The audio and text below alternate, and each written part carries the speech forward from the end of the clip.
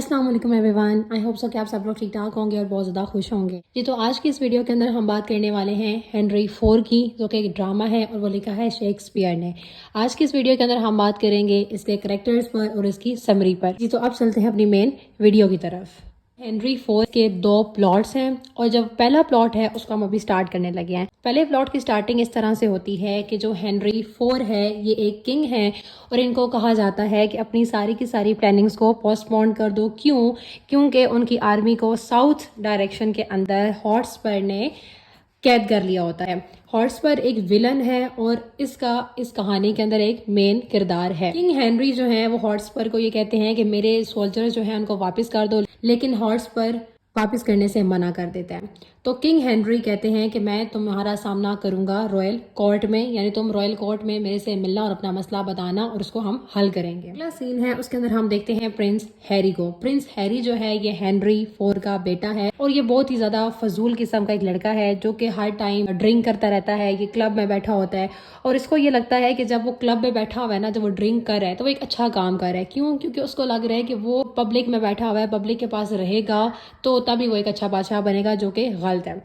वहीं पर हमारे पास एक नया करेक्टर आता है जो कि है फॉलस्टॉफ। फॉलस्टॉफ एक बूढ़ा आदमी है और ये बहुत फैट है, बहुत मोटा आदमी है और ये हैरी का दोस्त भी है। यानी जो फॉलस्टॉफ है वो हैरी का दोस्त है और फॉलस्टॉफ बिल्कुल भी अच्छा आदमी नहीं है, ये झूठा है और चोरियां जो है वो करता है। उसके बाद हमारे पास एक नया करेक्टर आता है जो कि पॉइंट्स का। पॉइंट्स भी हैरी का दोस्त है और ये भी बहुत बुरा लड़का है। पॉइंट्स प्रिंस हैरी को ये कहता है कि हम एक चोरी करते हैं, यानी जो रिच ट्रैवलर्स है ना उनको हम लूटेंगे और फिर हम जो है उससे मज़े करेंगे उनके पैसों से। लेकिन जो प्रिंस हैरी है वो ये करने से मना कर देता है, लेकिन पॉइंट्स पूरी कोशिश करता है कि वो उसको मैनिपुलेट कर सके अपनी बातों से, ये कहकर कि फॉलस्टॉफ के साथ वो सिर्फ एक छोटा सा मजाक करेंगे।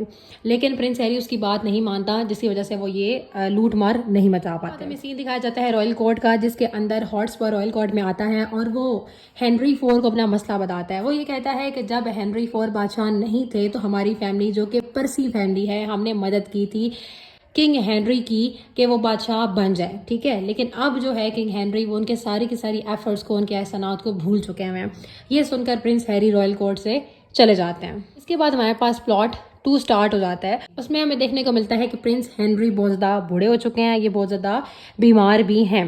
प्रिंस हॉल और यानी प्रिंस हैरी, उसको इस चीज़ की रियलाइजेशन हो जाती है कि फॉलस्टॉफ और उसके बाकी सारे दोस्त बहुत बुरे हैं, ठीक है। इस वजह से वो उनको छोड़ देता है। लेकिन उससे पहले हमें एक और चीज़ देखने को मिलती है कि फॉलस्टॉफ और प्रिंस हैरी जो है वो श्रूबरी की लड़ाई को जीत चुके हैं, जिसकी वजह से फॉलस्टॉफ जो है ये एक कैप्टन बन चुका है और अपने इलाके के जो लड़के होते हैं ना उनको ये आर्मी में भर्ती भी कर रहा होता है।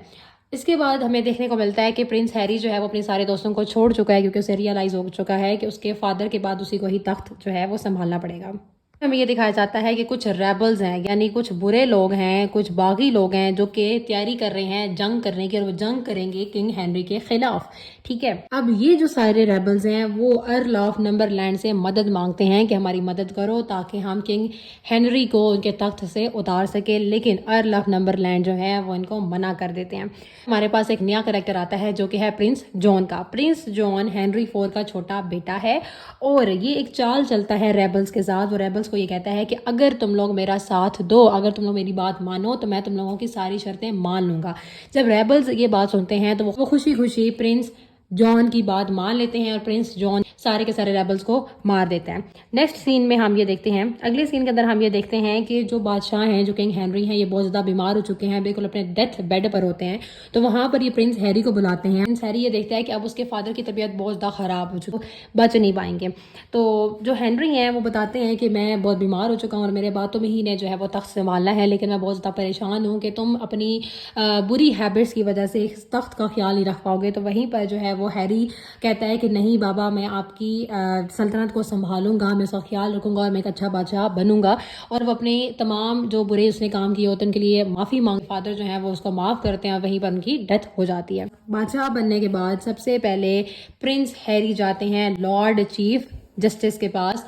आप इनको भी लॉर्ड चीफ जस्टिस समझ सकते हैं। वो लॉर्ड चीफ जस्टिस को कहते हैं कि आप मेरे अंदर मेरे फादर की परछाई को देखो, کہ میں اپنے فادر کی طرح ہی ایک رسپانسبل بادشاہ بنوں گا اور اپنے سارے کے سارے جو کنگڈم ہے ان کا میں خیال رکھوں گا. وہیں پر ان کی تخت نشینی کی ساری سیلیبریشنز ہو رہی ہوتی ہیں تو ان کے سارے دوست ان کو کانگریچولیٹ کرنے کے لیے آ رہے ہوتے ہیں.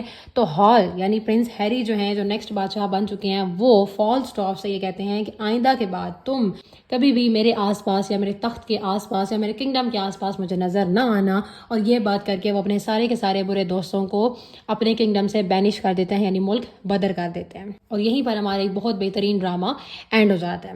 جی تو یہی تھی آج کی ویڈیو. آئی ہوپ سو کہ آپ لوگوں کو اچھی لگی ہوگی اور آپ لوگوں کو اس کی سمجھ بھی آئی ہوگی. اس ڈرامہ سے ریلیٹڈ آپ کو کسی قسم کی اور ویڈیو چاہیے ہوئی تو مجھے کمنٹ سیکشن میں لازمی بتائیے گا. میں اس پہ ویڈیو بناؤں گی. اور نیکسٹ ویڈیو تک اللہ حافظ.